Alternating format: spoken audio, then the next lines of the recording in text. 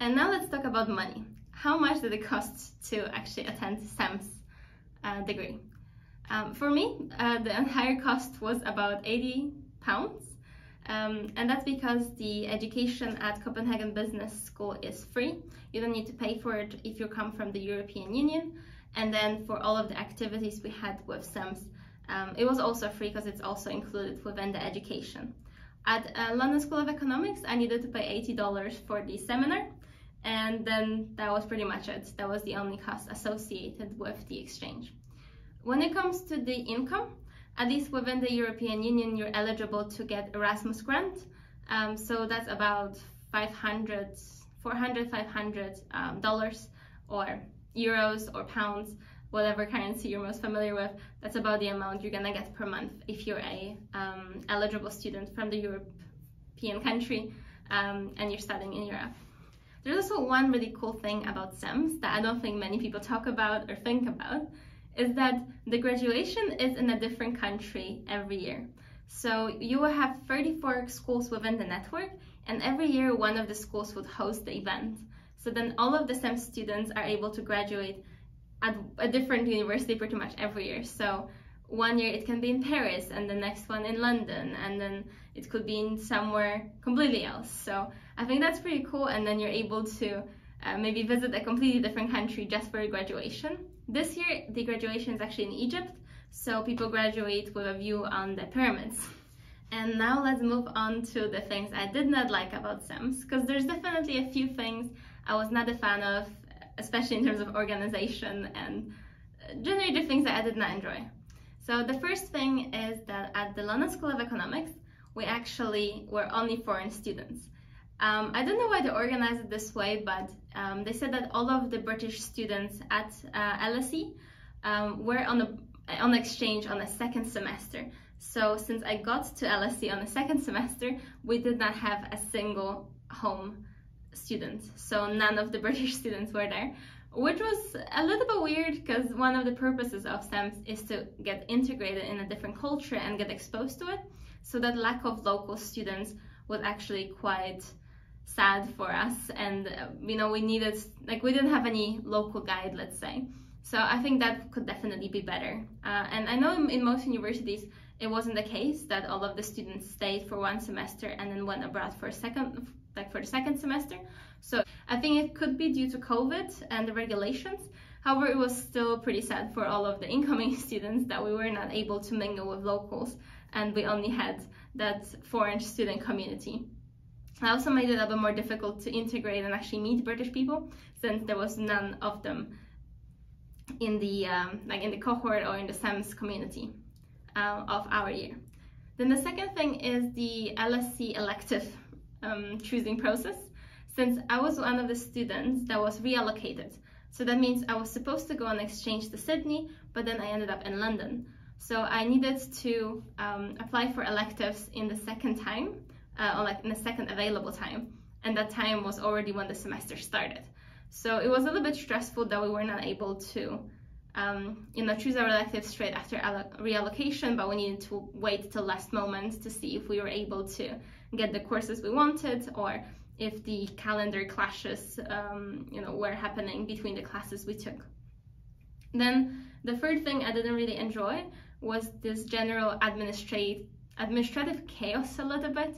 It seems that sometimes some of the information was given to us last minute, or you would maybe send a message to SEMS administration and they would respond after a few weeks with very minimal information, or they would just send you a link that to a website you've already read. So it wasn't very helpful, and sometimes just took a few tries before you actually got information that you wanted or needed. So that was slightly annoying. And then also, we also had one more problem with business project allocation, that we needed to just choose 3 projects we liked. We thought it was a little bit weird that we didn't just have preference 1, preference 2, preference 3. So then you could go to your highest preference. Instead they chose to have those no preference choosing. So that was a little bit weird. I think maybe it could be done differently. So what is the difference between MEM and MBAs? So you might be wondering, what is the Master in Management and does it differ to Master in Business Administration? And yes, there are some differences. And the most noticeable is that programs such as STEMs, so meme programs, generally target younger individuals. So people who have just graduated from their bachelor's degree, maybe have little to no job experience, maybe just some internships. And then you will have MBAs that targets professionals, so people who have already had a few years of experience working in a professional setting. Generally speaking, MIM programs are quite popular in Europe, and then MBAs in the US. It can also differ in all other countries how popular certain programs are as opposed to MIM versus MBAs. So the question is, was it worth it? Will I actually do it again? And I think my answer is yes. I think it was definitely the most impactful year of my education. STEMs was an extremely valuable experience. I really enjoyed it. I think the outlook that it gave me was influential to me. I think just this global perspective was definitely something I really wanted to acquire, and I think that was definitely very helpful from the STEM side to give me exposure to so many new experiences that, you know, broaden my perspective. I would definitely think that that year of education was the most influential to my career. I think it was seen by recruiters in a much different light than my other degrees, just because of that global context and collaboration with the partners of the corporate partners. I would see that, yes, I would do it again, and I'm very glad that I did pursue the STEMs degree. And maybe now let's move on to what do people actually do after graduation, because there's multiple options. And one of the most common thing that students do is to go to consulting. About a third of all STEM students go to different consulting companies. And that could be either the MBB, so McKinsey, Boston Consulting Group, Bain, or second-tier consultancies such as Accenture. That could be also Big Four strategy departments. So that is fairly common for the STEM students. Other two things that students do is either to enter technology or financial services company. So many of my classmates join companies such as MBB, so McKinsey, Boston Consulting Group, and Bain. Many enter other consultancy companies or Big Four. Some of them also join Meta or Google, those type of companies. Some of my classmates also join, let's say, luxury or beauty companies. So for example, L'Oreal would be one of the examples. Mind you, just want to point out that many of the people who enter STEMs have already had experiences in those companies. So they definitely have an easier time getting a job there since they already have experience working for similar level companies. So what would I do differently should I start STEMs again?